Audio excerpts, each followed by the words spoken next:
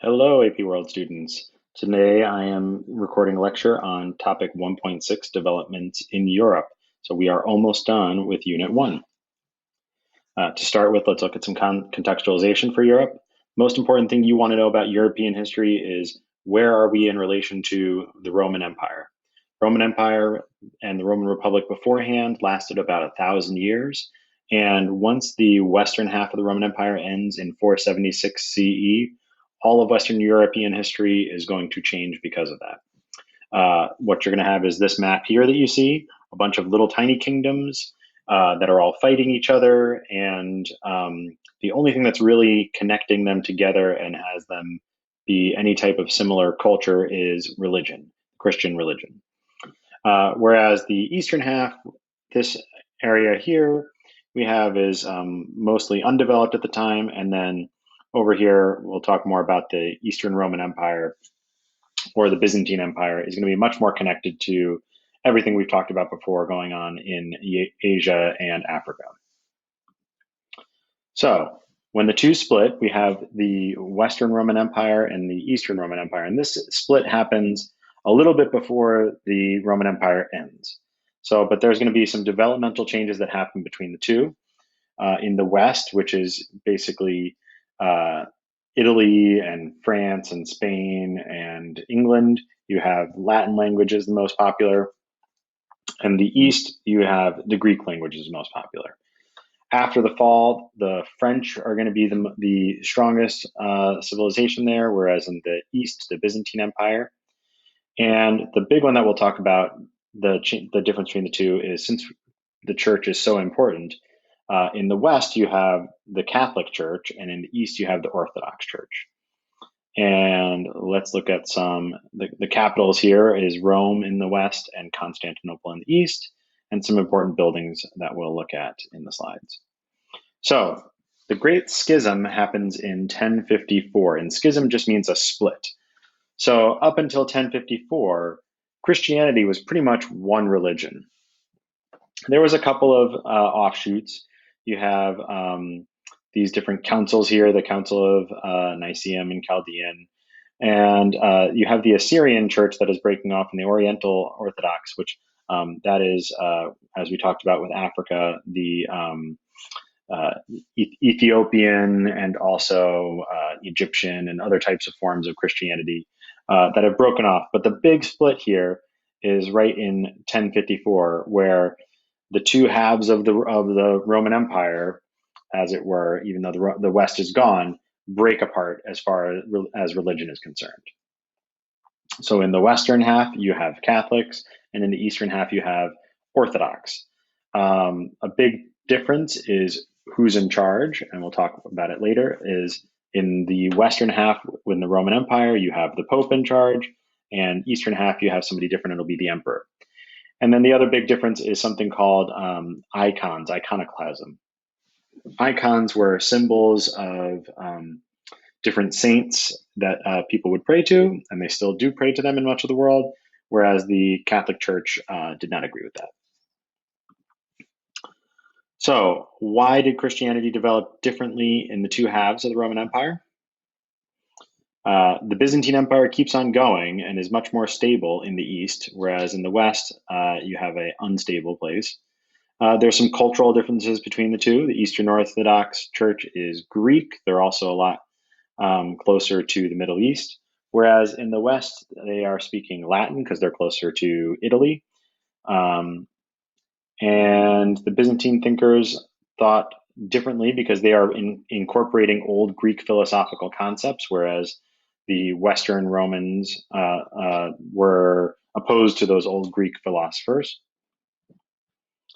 And the Eastern Orthodox is going to be able to expand into when the Byzantine Empire is at its height,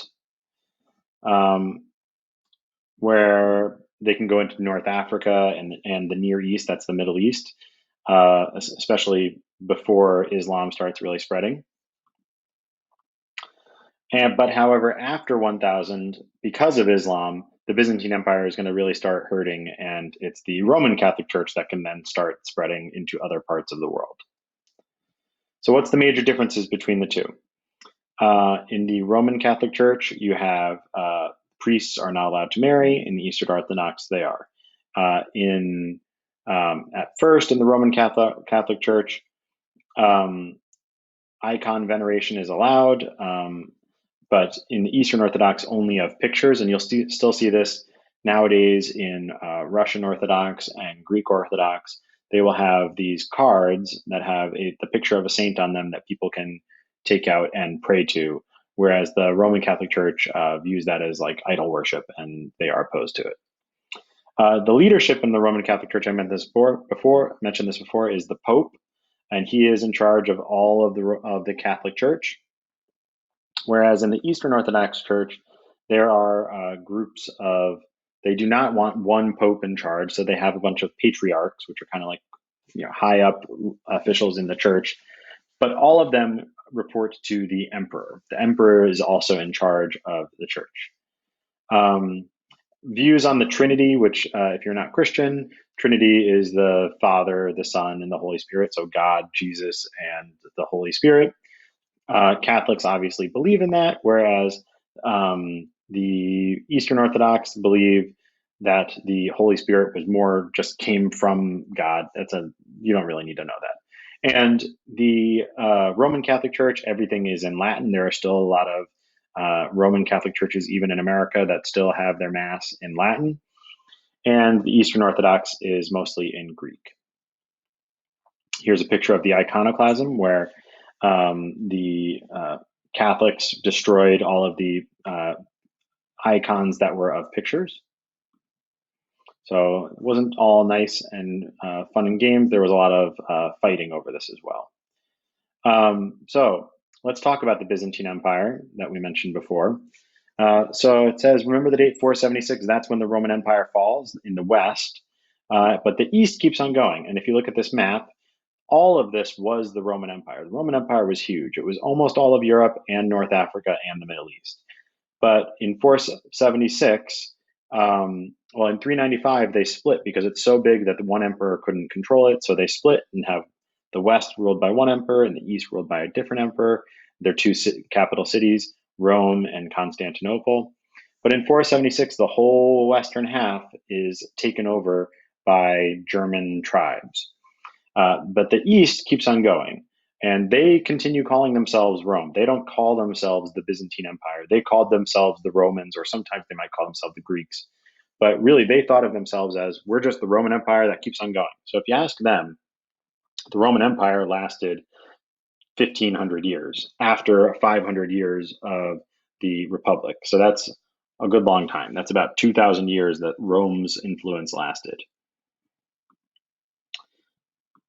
So when Western Europe collapsed, however, you have a big difference, right? This is a map of all of the Germanic invasions. You have the Franks, you have the Visigoths, you have the Angles, you have the Saxons, you have Ostrogoths, and a lot of modern European history stems from that. The Angles and Saxons Angles becomes England, Franks become France. The Ostrogoths become Austria, and so on. So a lot of modern European history stems from this event. Whereas Byzantium keeps on going on, and that's the eastern half. They call it Byzantium because before the city was called Constantinople, when it was a Greek city, it was called Byzantium. But it is renamed Constantinople after the Roman Empire emperor who adopts Christianity. But the most famous Byzantine Empire is this guy right here. His name is Justinian, and this is his wife, Empress Theodora. Under him, they really centralize all the authority under the emperor, and he is viewed as God's earthly representative, which sounds a lot like the Pope in Roman Catholicism.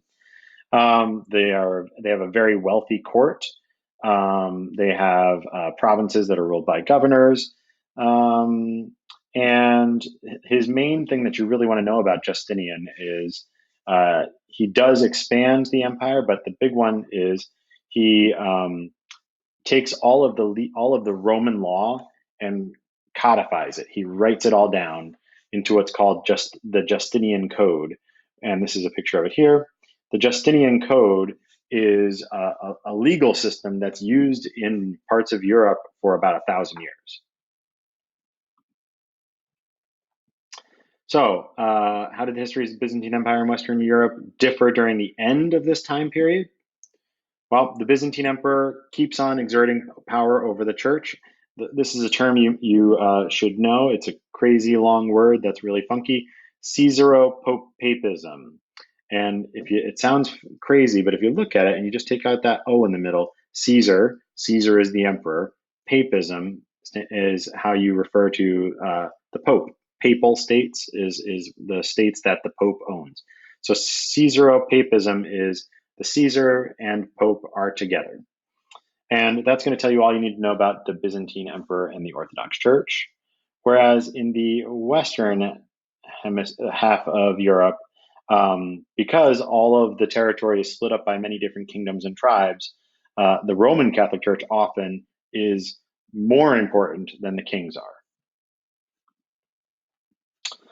The city of Constantinople, which is now Istanbul, remained a really important city throughout history because if you're looking here, this territory right here is Europe.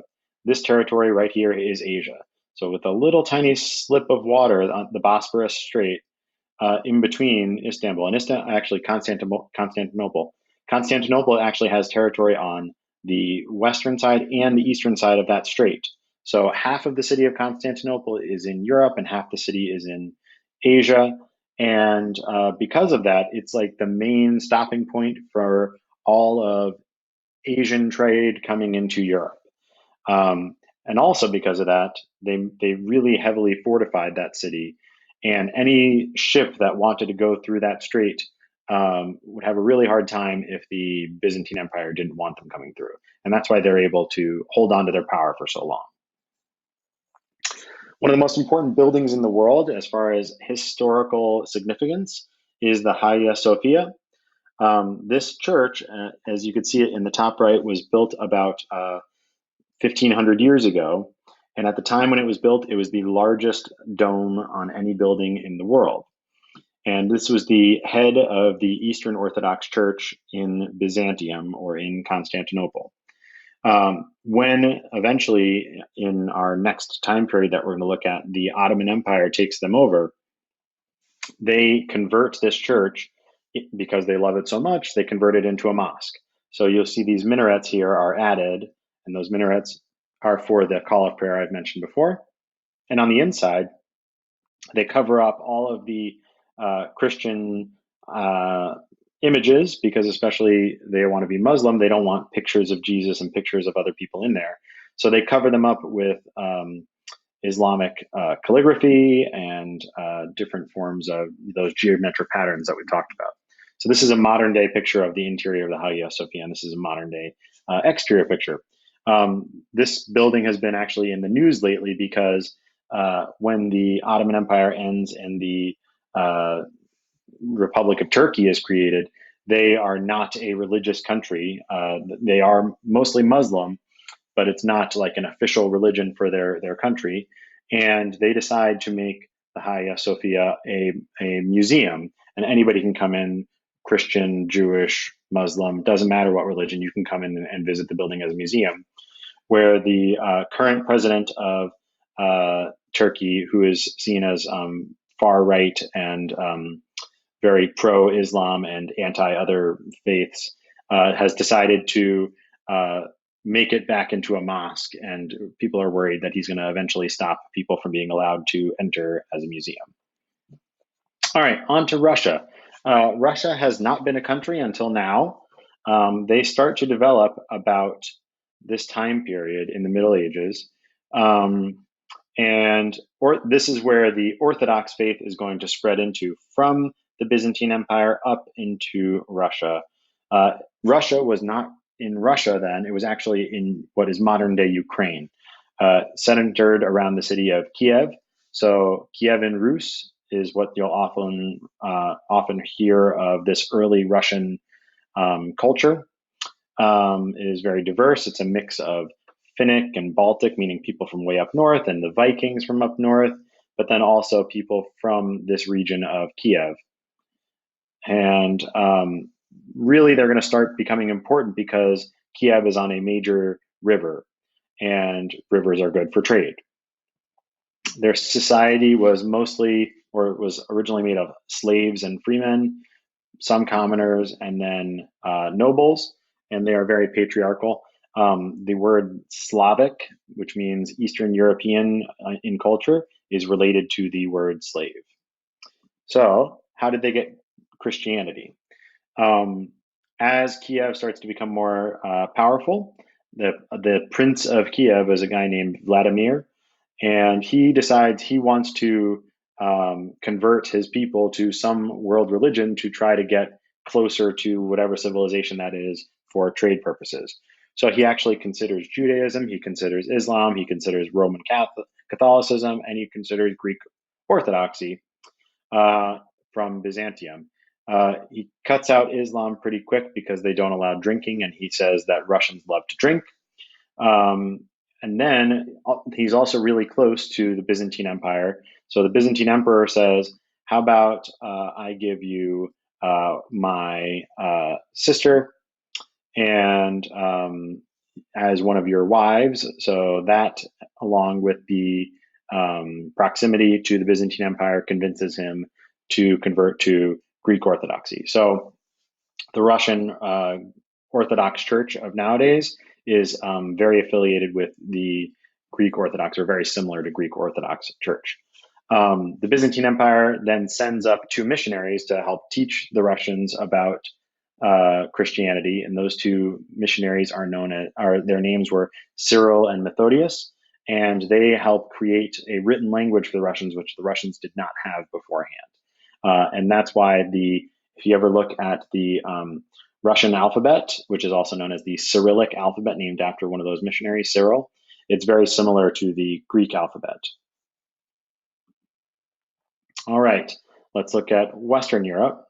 Western Europe up till 1492, they are very much on the periphery. What that means is they're kind of on the edge of the world. They're in the top left, corner of their half of the globe. They're not really connected to worldwide trade. They're connected to each other through trade, but they're not really connected except for to Islam in Spain and a little bit to the Byzantine Empire, but they're not really connected to India or China or Africa to a great extent. And because of that, they're kind of, the least powerful of the bunch out of all of the world at the time. And that's going to be important later on when they need to start getting desperate to find out some way that they can get relevance where Europe, where Africa and the Middle East and Asia are so powerful and Europe is so weak. They need to find out a way to come out on top. And that's going to be a big change in world history. So the main things you want to know about Western Europe are these terms over here: feudalism, which we'll talk about; Catholicism, we already talked about; Gothic architecture; regionalization, meaning that they have these small, little, tiny regions. They're not one big country; and trade. It is occurring amongst them, but not with the rest of the world. So the first time where we start having any real power in Western Europe is with the new Germanic kingdoms. First one, really big one, being led by Charlemagne. If you remember back when we talked about Dar al-Islam, Charlemagne's grandfather, Charles the Hammer, is the one who stops the invasion of Muslims into Europe. But Charlemagne, his grandson, becomes the emperor of France, although they call themselves the Franks. And he is able to expand and take over all of this territory here. This is his territory when it gets broken up between his three sons, because it didn't go to his oldest son. It goes equally to all three of them. But he's able to take over all of France, half of Italy, and most of Germany and Switzerland and Austria.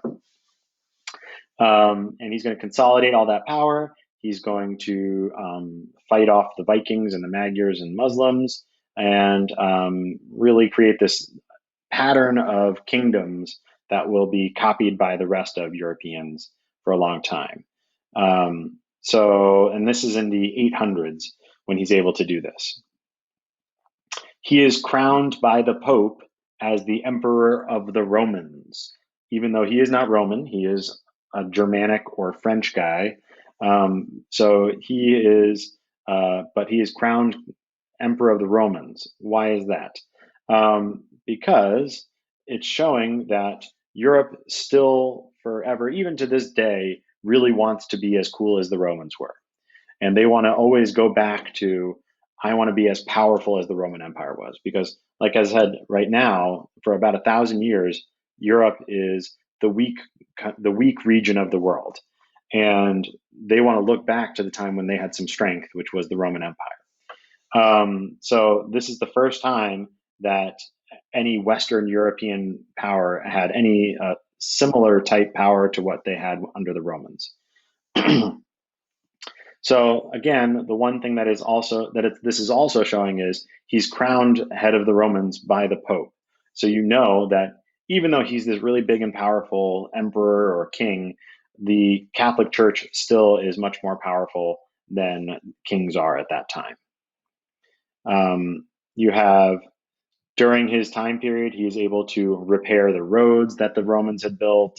He's able to build up the cities that had fallen apart, and he's starting to help out with that trade with the rest of the world. Because what had replaced the Roman order was decentralization, which is a big one that you'll need to know when we talk about feudalism in a slide or two. This is very different than the Byzantine Empire. Again, the Byzantine Empire was very centralized and very orderly and very modern at the time, whereas the Western Roman Empire is what you think of when you think of European Middle Ages. However, around the 11th century, things start looking up in Europe, and they finally start getting a little bit more powerful. And it goes hand in hand with the building of some stronger countries. Some of those little tiny kingdoms are becoming bigger kingdoms. So France, Spain, England, Poland, and Germany, known as the Holy Roman Empire at the time, are able to solidify and centralize and get a little bit more powerful. They're still decentralized, as we'll talk about with feudalism. It's also during this time that they stop fighting each other as much as they used to, and invasions calm down from the Vikings and the Magyars and the Huns and the Muslims. All of that kind of slows down a little bit during what's called the High Middle Ages. But we still have what's called feudalism going on through almost all of the Middle Ages in Western Europe. So what is feudalism? Feudalism is this pyramidal structure of political and economic and social power. You have at the top the king or the queen, but in feudalism, again, it's decentralized, so they don't have all the power. It is dispersed among all the lords. So if you look at this map of France in 1477, all of these different colors are different lands owned by different lords. So the king doesn't really own all of it. What the king has is the king has given these lords permission to have their territory, and in exchange, those lords, if there's ever a war, will go with the king to fight the war. Okay. And then below that, we have the knights. The knights all serve one of those lords. And again, they are given money and power and land in order to serve the lord. If the lord ever needs to go to war, he's got his knights that will go with him. And then at the bottom, you have the peasants and serfs. Serf is the title we give this group of peasants, which was about 90% of the people in Western Europe. Serfs are just a little bit better than slaves. They cannot be bought and sold. They are not owned by anybody. So that's why they are better than slaves. However, they are not allowed to leave. They do not have freedom of movement. They're not allowed to. They are born in the town that they will die in, and they have to work for the noble. So they don't have a choice in the matter to work for the noble, and they can never become a knight or a lord. They will always be a serf. They will always have to work for the noble, and in exchange, they get protection from the knights and the nobles. So each layer has responsibility to the one above and below, and they get something in exchange from the one above and below. Also during this time period in the High Middle Ages, we have the Crusades. The Crusades are going to be pretty important. It's going to afterwards increase trade into Europe, and some might think it brings about the end. It brings about economic recovery and an end to feudalism. Although there is debate about those two things.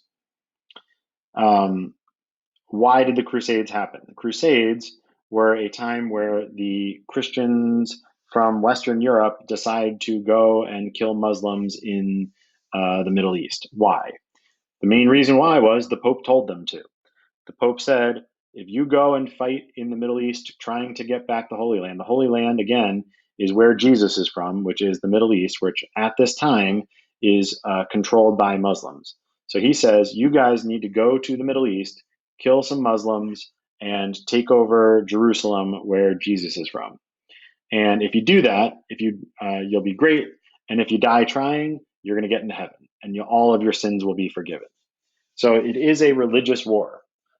People will say a lot of the time, well, it's really all about this, or it's really all about that. It started because the Pope told people to go fight. So that sounds religious to me. The average crusader does not make a lot of money on it. They have to save money in order to go on that crusade. They have to buy their supplies, and they have to buy transportation. So the people that do make money off of this was merchant cities mostly in Italy. So we're talking about Venice and Genoa are making a lot of money off this because they're the ones who have ships, and people from all of Western Europe go there, pay them money to get on a ship to go to the Middle East. So it's benefiting those Italian port cities, which we'll talk about later. It is a negative for Jewish people because during the Crusades, there's this new form of anti-Semitism because they're all riled up about their own religion, and they realize that there are people who are not their religion amongst them, including the Jews. After the Crusades, the feudal system really starts to fall apart. Is it because of the Crusades, or is it about other things? We'll talk about that later. And we do have the four nation states really gaining power at this time, which was Portugal, Spain, England, and France. And they're gaining power by taking over places in the Middle East and gaining wealth that way.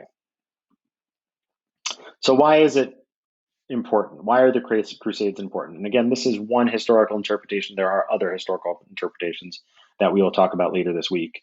One historical interpretation says, because of the Crusades, Western Christendom is able to expand and the Byzantine Empire declines. And we'll actually talk about how there's one crusade where they don't actually go to the Holy Land, they don't actually kill Muslims, they just kill the Christians, actually, in the Byzantine Empire. People say that it also stimulated demand for Asian luxury goods. They get to the Middle East and they can see everything coming from India and Southeast Asia and China, and they really want it. So they want to trade for those goods.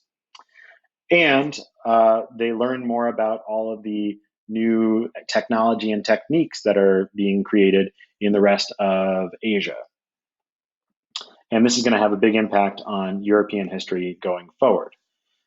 So what is the evidence of Europeans borrowing new technologies from the East? We have examples of them borrowing from these more advanced civilizations. The European economy grows after this as well. And Europeans start looking for things like spices and silks and porcelain and sugar, things that have been available in the rest of the world for a long time.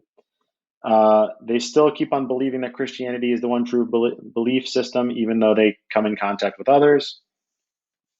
And they start embracing the scientific discoveries and innovations of the Arabs and start looking back to what their own civilization used to do, the Greeks and the Romans, and the Indians. What are some of the things that they get? They learn about the compass during this. They learn about paper making, gunpowder, new nautical technology. They learn about boat making and that lateen sail. They learn better ways of making iron, how to have a postal service, which they did not have beforehand. And it's also during this time that people like Marco Polo decide this would be a good time for me to go see what's going on in the East because he's heard about what's going on in the East at this time. And then later on in our next one of our next units in Unit 4, we'll talk about how Europeans start um, exploring the world. They're only able to explore the world because they learn new map making and shipbuilding techniques from the East, from Asia, from China and India and Arabia. There are some negative consequences with increased trade, however. This is going to seem very familiar to um, our current situation. Because of this increased trade, we have increased urbanization. Cities grow because cities are where you come together to buy and sell stuff. And in cities, diseases spread. There is a disease called the bubonic plague or the Black Death that spreads from China throughout all of Asia and into Europe. And it hits Europe maybe possibly the hardest out of everybody. And there are estimates at around a third of Europe died, up to possibly over 50% of Europeans died from the bubonic plague. What are the consequences of that? Consequences of less labor, right? There are less serfs around. The serfs that are left can say, you need to pay me more because I need to work harder. So because of that, people on the bottom of the social hierarchy in Europe are able to start climbing up and become more of a middle class. There's always going to be poor people, but there's more of a middle class after this. And again, another time where we have a new wave of anti-Semitism because for some reason Jews get blamed as a scapegoat for the bubonic plague, even though the bubonic plague is everywhere in the world and it's affecting everybody equally, including Jews. But Christians like to blame Jews for their problems throughout history, even more than other cultures. But we also have another, and I'll block that with my face, that'd be great. Another event called the Renaissance that happens after this increased connection with the rest of the world. So you have the increased wealth because of trade, you have new agricultural production because of new techniques, and then also because there was a long period of time called the Little Ice Age, which has gone away. So the temperatures have warmed up a bit and you can grow crops a little bit easier in Europe. After they have contact with the Muslims, they learn about their own past, the Greco-Roman learning. They learn about new things from the East. And you have this middle class that can buy art and other things. You have the Renaissance comes about in Europe because of all of these factors. There's not one factor that brings about the Renaissance. Renaissance means rebirth. So this is the first time, again, about 1,000 years after the fall of the Western Roman Empire, that Europe has really started to gain power and esteem again. What happens because of the Renaissance? You have new artistic techniques like this great statue over here called the David. You have increased literature and literacy eventually when a guy named Johannes Gutenberg invents the printing press because he takes techniques that he learned of from the Chinese who had printing already. Remember, we talked about their printing and woodblock printing in China and then the metal block printing in Korea. He takes those and he makes a machine to combine all that to make the printing press. That increases the amount of books that are made in Europe hundreds fold, if not thousands fold. And that also increases the amount of people who can afford books and learn how to read. They also start writing those books in the vernacular. The vernacular means in the common language. So instead of just writing everything in Greek and Latin, they start writing things in French and German and Spanish and Italian, etc. You also have a new philosophy called humanism in Western Europe, which is a shift from everything is about the king or everything is about the Catholic Church to focusing on the individual and why individuals are important. And that will lead us into our next unit eventually in Europe. Here's some art that you might be familiar with from the Renaissance. This is a Raphael painting, and it's called The School of Athens.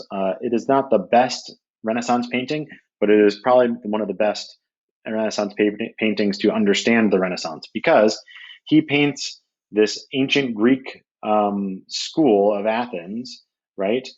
because he's like, ancient Greek was the best time. But he paints all of these people in the painting are Renaissance figures in old Greek clothing.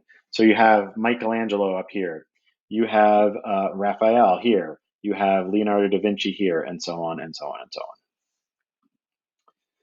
Oh, I should talk about the Mona Lisa. Mona Lisa, Leonardo da Vinci, it's great. This is the most famous Renaissance painting, maybe.